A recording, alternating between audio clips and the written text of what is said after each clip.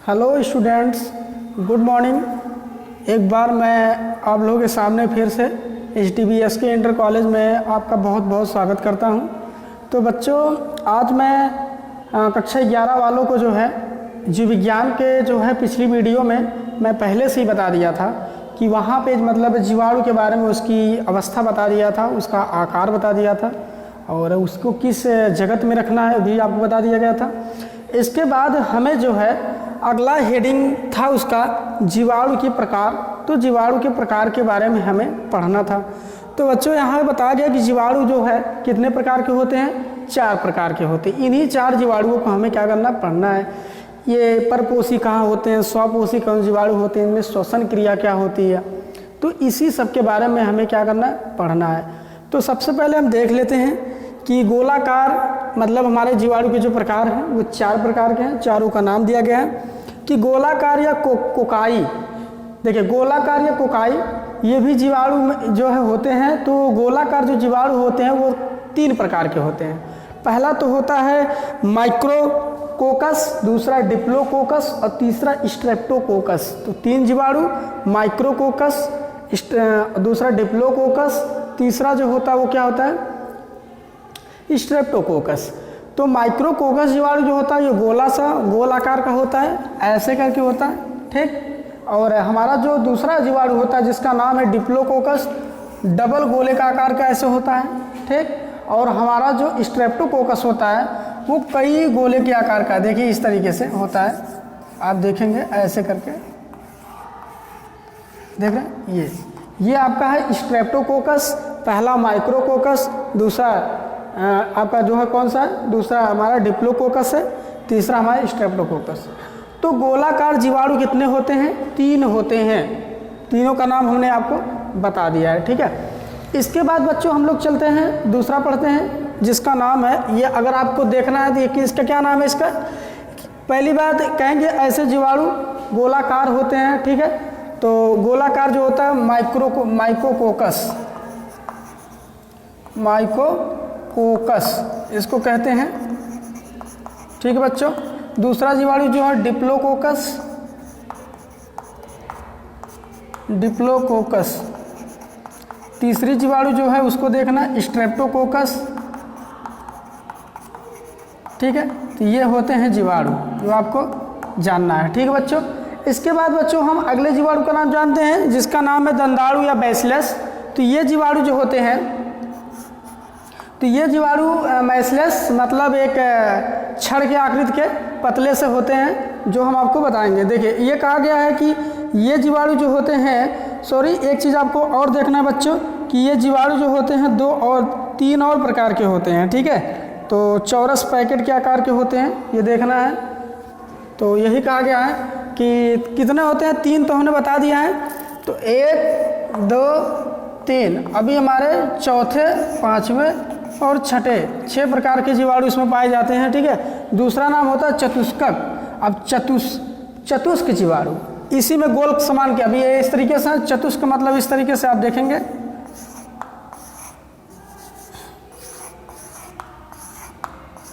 ऐसे करके होते हैं, ठीक है। तो ये इस तरीके के जीवाणु होते हैं जिसका नाम चतुष्कोकस होता है। क्या,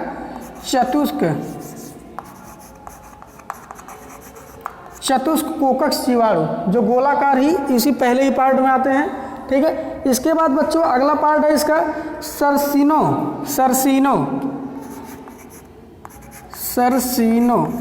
अब ये देखेंगे सरसीनो जीवाणु जो होता है कैसा होता है। सरसीनो का मतलब ये जो उनकी गोला क्रिया होती है, गोले है, ये कई गोलों से मिलकर आपस में क्या होते हैं, बंधे होते हैं, ठीक है। जैसे देखिए आप इसको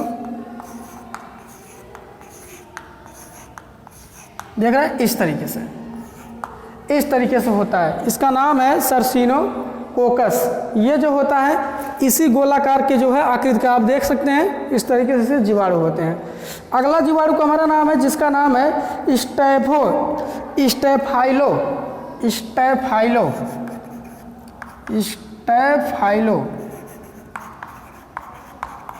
स्टेफाइलोकोकस। ये जीवाणु है। तो ये जीवाणु जो होता है बहुत सारे गोले आपस में मिले होते हैं, उस तरीके के होते हैं। आप देखेंगे इस तरीके से,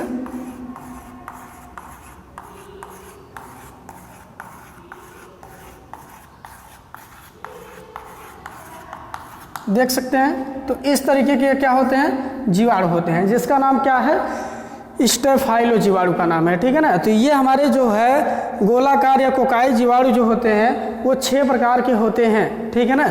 और 6 का नाम माइकोकोकस, जो डिप्लोकोकस, स्ट्रेप्टोकोकस, चतुस्कोकस और 5वां सर्सिनोकोकस और अगला हमारा जो है स्टेफाइलोकोकस। तो 6 जीवाणु, कितने जीवाणु, 6 जीवाणु जो होते हैं ये किस आकार के होते हैं, गोलाकार या कोकाई आकार के होते हैं, समझ गए। तो ये जीवाणु का पहला प्रकार था जिसमें 6 जीवाणु पाए जाते हैं, ठीक बच्चों। चलिए फिर आगे हम लोग चलते हैं, इसका आकार भी आप समझते चलिएगा। अगला जीवाणु बच्चों हमें दिखाया गया है, आप ध्यान देंगे क्या दिया गया है। अगला जो है जीवाणु का नाम है, जिसका नाम है दंडाणु या बैसिलस। अब दंडाणु या जो बैसिलस है ये क्या है, इसी के बारे में जानना है। तो ये जीवाणु जो होते हैं बच्चों बता दें, ये जीवाणु एक डंडे के आकार के होते हैं। किस आकार के, डंडे के आकार के होते हैं। ये 3 प्रकार के जीवाणु होते हैं बताया गया है, जिसका नाम है, इनको एक शब्द के नाम ग्रीक भाषा में इसका जो नाम दिया गया है वो बैसिलस के नाम से इन्हें पुकारा जाता है। जैसे इनका ग्रीक नाम क्या था, कोकाई, वैसे इसका बैसिलस, इसका जो ग्रीक भाषा के शब्द का नाम दिया गया है वो बैसिलस नाम दिया है। ये एक लंबे दंडाकार छड़ के समान होते हैं, ठीक, जिसको हमें देखना है। तो चलिए हम पहले देख लेते हैं कि जीवाणु कौन कौन है। पहला तो है मोनोबैसिलस। मोनोबैसिलस मतलब ये सिंगल छड़ के समान होते हैं, ठीक, जिसकी आकृति हम आपको दिखा दे रहे हैं। ये देखिए ऐसे ये होते हैं, मोनोबैसिलस होते हैं, ठीक है। दूसरा हमारा क्या है, उसका नाम डिप्लोबैसिलस, डिप्लो में डबल हो जाएंगे, ठीक है। तो ये होते हैं इस तरीके से, आप देखेंगे ऐसे, ठीक है, ये हो गए डबल।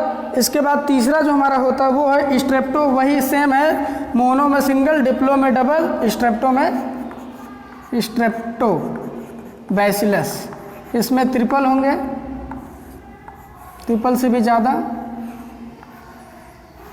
ऐसे करके, ठीक है। तो इस तरीके से आगे भी बढ़ते चले जाएंगे और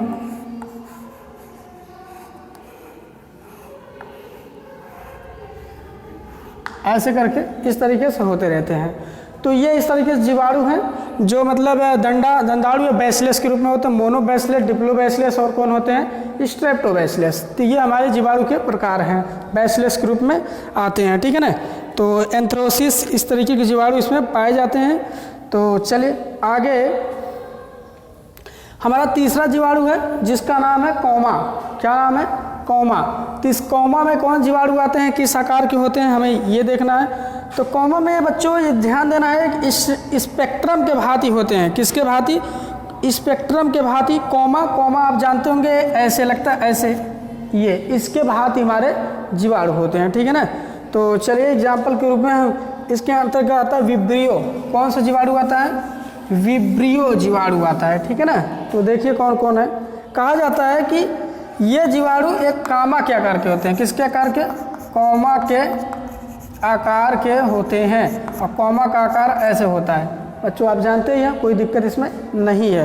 तो इसमें बच्चों यही बताया गया है कि इस जीवाणु का जो आकार होता है ये कैसा होता है, यही आपको दिखाना है। तो देखो कोकोबैसिलस, इसमें कौन से आते हैं, कोकोबैसिलस जीवाणु इसमें पाए जाते हैं, ठीक है। एक मिनट बच्चों। तो बच्चों यही चीज़ बताया गया है, देखिए कौमा के रूप में होते हैं, हम आपको दिखा रहे हैं इसकी आकृति बना के। तो इसका जो नाम है वो है कोकोबैसिलस, जैसे कौमा के रूप में कोकोबैसिलस। ये जो जीवाणु है उसकी आकृति इस तरीके से आप देखेंगे,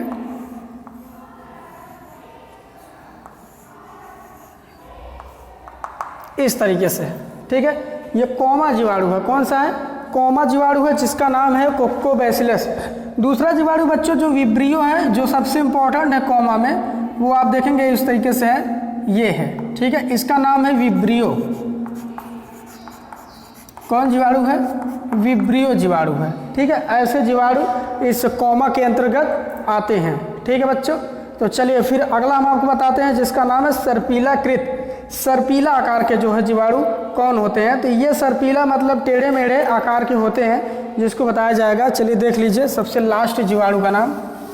ये हमारे कैसे होते बताया जाता है कि ये स्पाइराई नामक ग्रीक भाषा के स्पाइरा शब्द से बना है।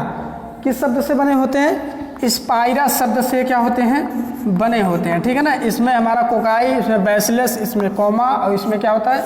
स्पाइरा शब्द से, ग्रीक भाषा में स्पाइरा शब्द से क्या होते हैं? बने होते हैं। इसके अंतर्गत हम बता सकते हैं, हमारा जो एग्जाम्पल में आ जाएगा वो आएगा स्पाइरिल रूपम, स्पाइरिल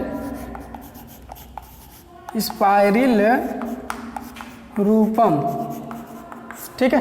तो स्पाइरिल रूपम, रूप्रम क्या कह सकते हैं? रूप्रम कहेंगे, ठीक है ना। स्पाइरिल रूप्रल ये हमारा क्या है? एग्जाम्पल में ये जीवाणु का नाम है, जो किसके अंतर्गत आएगा? सर्पिलाकृत आकृति का जो है होता है वो उसी के अंतर्गत ये आएगा, ठीक है ना। एग्जाम्पल के तौर पे अगर हमें रखना है तो वो कौन होगा देख लीजिए। जैसे कि हमारा जो है यही है,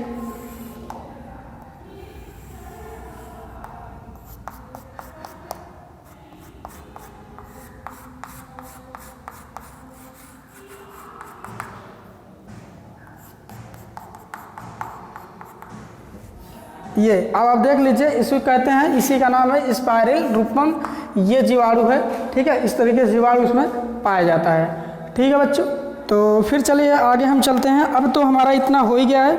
और बच्चों ये भी बताया गया कि ये चौकोर आकृति के भी होते हैं, सबकी अपनी अलग अलग जो है एक संरचना होती है। तो जीवाणु इस तरीके से इसमें पाए जाते हैं। तो चलो बच्चों फिर हम जीवाणु के पोषण के बारे में पढ़ते हैं। तो कुछ जीवाणु जो होते हैं वो परपोषी होते हैं और कुछ जीवाणु जो होते हैं स्वपोषी। तो जीवाणु बच्चों जो होता है ये दो रूपों में डिवाइड किए गए हैं। तो जीवाणु जो होते हैं पौधे का भी आकार लेते हैं, मतलब कुछ होते हैं पौधे में चले जाते हैं और कुछ इसका भाग जो होता है वो प्राणी में चला जाता है, जंतु में चला जाता है। तो जीवाणु का कैटेगरी पौधे के भी रूप में होती है और किसके रूप में? जंतु के रूप में भी होती है, ठीक है। तो वही कहा गया है कि जीवाणु का पोषण, तो बैक्टीरिया का जो न्यूट्रिशन होता है वो दो रूप में संभव है। कितने रूप में? दो रूप में संभव है। पहला जो इसका होता है वो होता है परपोषी और दूसरा जो होता है वो होता है स्वपोषी, ठीक। स्वपोषी, ठीक है ना। तो पहला हमारा परपोषी, दूसरा जो होता है वो क्या होता है? स्वपोषी होता है, ठीक है बच्चों। तो ये हमें जो है ध्यान देना था।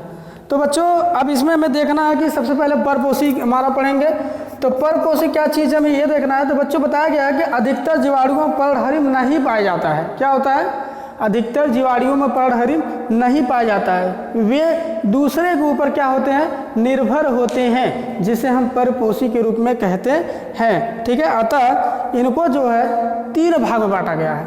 ये दूसरे जंतु के ऊपर, पौधे और जंतु के ऊपर क्या होते हैं? निर्भर होते हैं, ठीक है। क्योंकि इनके अंदर पर्णहरिम नहीं पाया जाता। अगर इनके अंदर पर्णहरिम पाया जाता तो ये प्रकाश संश्लेषण की क्रिया द्वारा ही अपना भोजन क्या कर लेते हैं? बना लेते हैं। तो ये इसमें क्रिया संभव है। बताया गया है बच्चों कि कहा गया है कि यह भी कितने प्रकार के होते हैं? 3 प्रकार के हैं। अब इसमें तीनों प्रकार का नाम हम लोग क्या करेंगे? जानेंगे।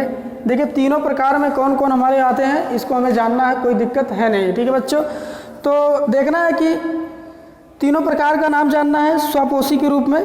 तो पहले तो हमारा परपोषी पढ़ना है, परजीवी, मृतोपजीवी, सहजीवी। तो पहला जो होगा वो क्या होगा? परजीवी। अगला जो होगा वो होगा मृतोपजीवी,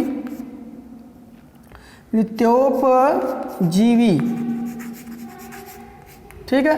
और अगला जो हमारा होगा वो होगा सहजीवी, ठीक है। तो हमारे जो परपोषी जीवाणु हैं वो कितने प्रकार के हैं? 3 प्रकार के हैं। हमने तीनों का नाम यहाँ पे लिख लिया है। अब इनके देखना है कि परजीवी जो होते हैं, परजीवी का मतलब होता है कि जो उस जंतु के अंदर ही रह के उसे अंदर ही अंदर खोखला बना देते हैं, उसे हम परजीवी कहते हैं, ठीक है। और दूसरी चीज़ मृतोपजीवी। तो बच्चों मृतोपजीवी जो होता है ये मरे हुए मांस को, जो भी जंतु या कोई भी प्राणी मर जाता है तो उसके मरे हुए मांस को ये अंदर रह के खाते हैं, ठीक है। उसके ऊपर पड़ जाते हैं, उसमें खाते हैं। तो ऐसी स्थिति मृतोपजीवी होती है। और रही बात जो है सहजीवी की। तो सहजीवी जो होता है वो जैसे कि साथ साथ रह के खाते हैं। जैसे कुछ लोग होते हैं, कुछ जंतु ऐसे होते हैं सहजीवी, मतलब प्राणी रहेगा उसी प्राणी के साथ साथ, उसके साथ साथ मिल के जो है उसके भोजन को, मतलब प्राणी भी भोजन खाएगा, वो भी उसके अवस्था को, जैसे वो प्राणी अपना भोजन ग्रहण किया, खा लिया, स्वस्थ हुआ, तो ये भी उसके अंदर रह के उस चीज़ को क्या कर लेगा, खा लेगा। तो इसे क्या कहते हैं, सहजीवी, मतलब साथ साथ जीवन यापन करने वाले प्राणी को हम क्या कहते हैं, सहजीवी प्राणी कहते हैं। तो ये जीवाणु के रूप में पाए जाते हैं। तो ये तो था इसका प्रकार। अब हम चलते हैं कि देखते हैं हम जो है यहाँ पे स्वपोषी। तो स्वपोषी जीवाणु जो होते हैं इनमें प्रकाश संश्लेषी क्रिया होती है, अर्थात इसमें प्रहरण पाया जाता है। ये अपना भोजन स्वयं बना सकते हैं, इन्हें किसी दूसरे व्यक्ति की आवश्यकता नहीं या फिर किसी जंतु की आवश्यकता नहीं होती है। ठीक है, तो चलिए देख लीजिए एग्जाम्पल के तौर पे, जैसे कि कहा गया है कि प्रकाश संश्लेषी ये दो क्रियाओं में विभाजित होते हैं। पहला है प्रकाश संश्लेषी या प्रकाश संश्लेषण, दूसरी जो अवस्था है वो रासायनिक संश्लेषण के द्वारा क्रिया इसकी संभव होती है। जैसे नाइट्रोजन से पौधे में नीचे होते हैं, जमीन में ऐसे लेते हैं, इसका नाम है रसायन स्वपोषी या रसायन संश्लेषी।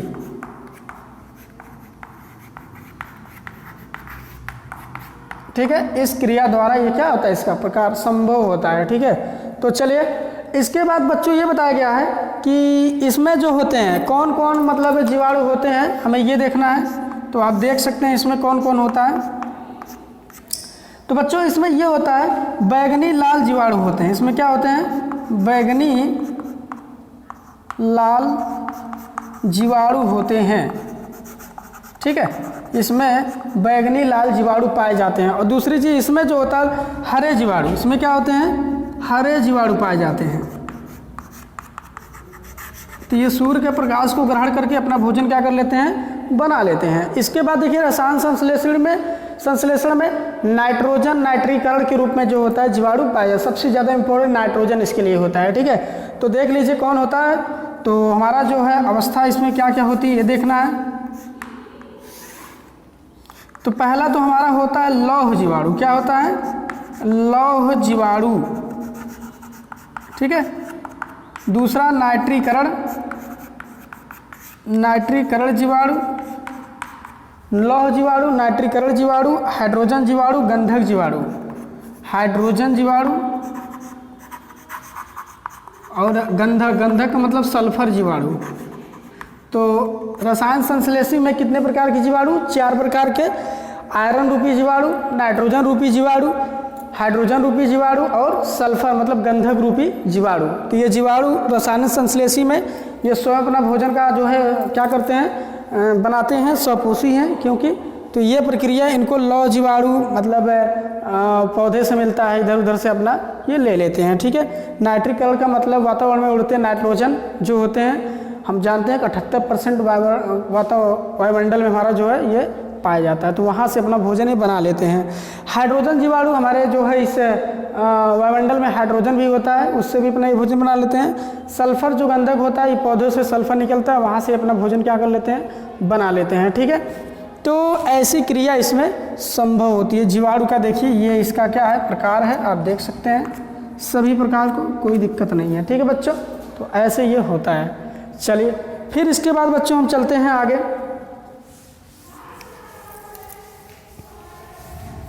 इस तरीके से होता है।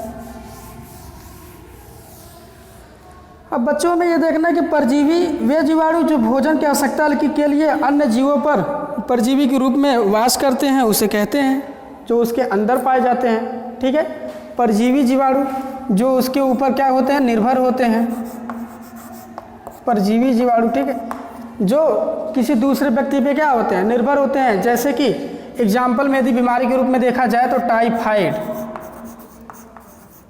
क्या होता है, टाइफाइड ये क्या बीमारी है, मच्छरों से होता नहीं, पॉल्यूशन की वजह से, खराब पानी पीने से जो है अंदर जो है टाइफाइड पकड़ लेता है। और टाइफाइड में जो है परजीवी जीवाणु जो अंदर होता है, वही जीवाणु उसे धीरे धीरे क्या कर देता है, उस व्यक्ति को खा जाता है और उसकी शरीर को नष्ट कर डालता है। ठीक है ना। और तपेदिक हो गया, टिटनेस टिटनेस, तपेदिक, टिटनेस, तपेदिक, और भी आप लेना चाहते हैं निमोनिया आदि। ये सब जो रोग हैं ये टोटल परजीवी जीवाणु के द्वारा ये सब रोग पकड़ लेते हैं, जो हमारे अंदर ही रह के धीरे धीरे उसे क्या कर देते हैं, खा डालते हैं। अंदर ही रहेंगे और सब खा डालेंगे, ठीक है। तो ये होता है। दूसरी चीज़ हमारे होते हैं परजीवी, या फिर आप क्या मृतोपजीवी कह लीजिए, मृतोपजीवी। तो मृतोपजीवी बच्चों ये होता है, आप ध्यान देंगे, मृतोपजीवी में जो होता है ये जैसे जो मरे हुए होते हैं, जैसे अचार हो गया, मुरब्बा, ठीक, और रोटी, सड़ी गली रोटी जो होती है उसमें आदि में ये चीज़ मुरब्बे और रोटी में, और अचार हो गया, खाद्य पदार्थ हो गया, ठीक है, आदि में पाए जाते हैं, ठीक है बच्चों। जैसे और इसमें लेते हैं गोबर, सबसे इम्पोर्टेंट है गोबर भी, जो क्या है, मरा हुआ पदार्थ है, ठीक है। तो वहाँ सब ये जो है पाए जाते हैं, ठीक है, समझ गए। इसके बाद बच्चों हमें देखना है सहजीवी। तीसरा जो पार्ट है वो है सहजीवी, मतलब जो ऐसे जीवाणु जो उस पौधे या फिर जंतु के साथ साथ अपना जीवन यापन करते हैं, उसे सहजीवी प्राणी कहते हैं। जैसे कि एग्जाम्पल के तौर पे हमें लेना है, इसके रूप में हमारा हो सकता है राइजोबियम लिग्यूनेरम। ये सहजीवी जीवाणु है, जो जीवाणु दूसरे पौधे व जंतुओं के साथ साथ रहते हैं और उसे लाभ पहुंचाते हैं, एक दूसरे को क्या करते हैं, लाभ पहुंचाते हैं, उसे हम क्या कहते हैं, सहजीवी प्राणी कहते हैं, ठीक। एग्जाम्पल के रूप में जैसे कि हम कह सकते हैं राइजोबियम लेग्यूमिनोसरम, ठीक है, राइजोबियम, ठीक है, राइजोबियम जीवाणु, सीधा आप इतना जानिए, राइजोबियम जीवाणु जो होते हैं ये पौधे और जंतु के पौधे या जंतुओं के साथ साथ रहते हैं और उसे हमेशा लाभ पहुंचाते हैं, इसमें हानि की आवश्यकता नहीं होती है, समझ गए बच्चों। तो ये प्रक्रिया इसमें जारी रहती है। तो बच्चों ये तो था इसका जो है ये था जो हमारा परपोषी।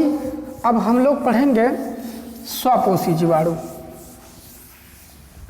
ठीक है। तो स्वपोषी जीवाणु जो होता है वो बच्चों हमने बताया था वो दो प्रकार के होते हैं, प्रकाश संश्लेषी और दूसरा क्या होता है, रसायन संश्लेषी। तो प्रकाश संश्लेषी में दो प्रकार के होते हैं, बैगनी लाल और दूसरा हरा जीवाणु। और प्रकाश और उसमें रसायन संश्लेषी में चार प्रकार के लौह होते हैं, लौह जीवाणु, नाइट्रीकरण जीवाणु, हाइड्रोजन जीवाणु और सल्फर जीवाणु होते हैं या गंधक जीवाणु होते हैं। तो ये इनका अलग अलग अपना जो है रूप होता है, ठीक बच्चों। तो चलिए इसमें हम देख लेते हैं। तो बताया जाता है कि प्रकाश संश्लेषी या फिर जो है कहते हैं कुछ जीवाणु स्वपोषित होते हैं, जो क्योंकि ये कार्बन डाइऑक्साइड व कार्बनिक पदार्थ से अपना भोजन स्वयं बना लेते हैं, ठीक है। तो इसे दो प्रकार से डिवाइड किया गया है, तो दोनों प्रकार आपको देखना है इसका, ठीक है। तो चलिए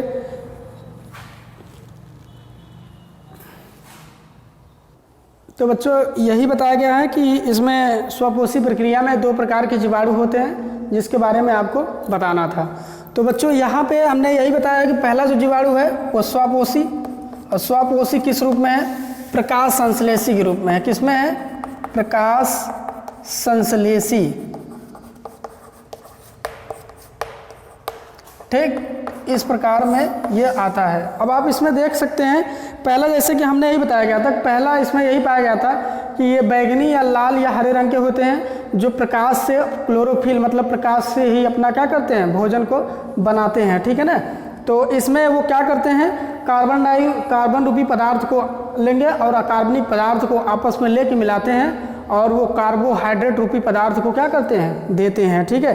तो और परंतु वो ऑक्सीजन का विमोचन नहीं करते हैं। तो चलिए हम रिएक्शन के रूप में उसे बताते हैं। जैसे हमारा देखना है C+CO2 + H2SO4। अब यही देख लीजिए, ये हमारा अकार्बनिक पदार्थ, ये कार्बनिक पदार्थ कार्बन डाइऑक्साइड के साथ अकार्बनिक पदार्थ आपस में लेके ये अपना भोजन क्या करते हैं, मतलब इस रूप में बनाते हैं। और किस रूप में क्या देते हैं, तो वो भी लाइट में, सूर्य के प्रकाश में ये क्रिया संभव है। ठीक है, क्लोरोफिल, बैक्टीरियल क्लोरोफिल, ठीक है,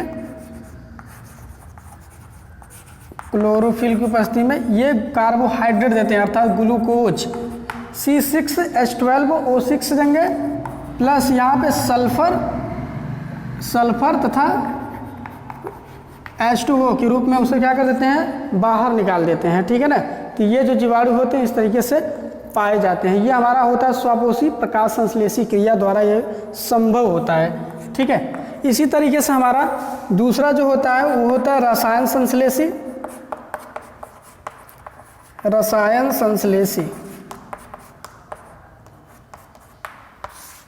ठीक। तो रसायन संश्लेषी में बच्चों यही बताया गया है कि जीवाणु कुछ अकार्बनिक पदार्थ का ऑक्सीकरण करते हैं। ये जीवाणु कुछ रासायनिक पदार्थ का ऑक्सीकरण करते हैं, इसके फलस्वरूप इनके अंदर ऊर्जा की आवश्यकता भी पड़ती है, ठीक है। कहा गया है कि इसके फलस्वरूप निकली ऊर्जा का उपयोग भोजन के निर्माण में करते हैं, जैसे कि एग्जाम्पल में हम आपको बताते हैं। तो बच्चों आज के लिए बस इतना ही, आगे हम अगला जो है इसमें फिर से बताएंगे। तो आज के लिए बस इतना ही। ओके, धन्यवाद बच्चों, बाय।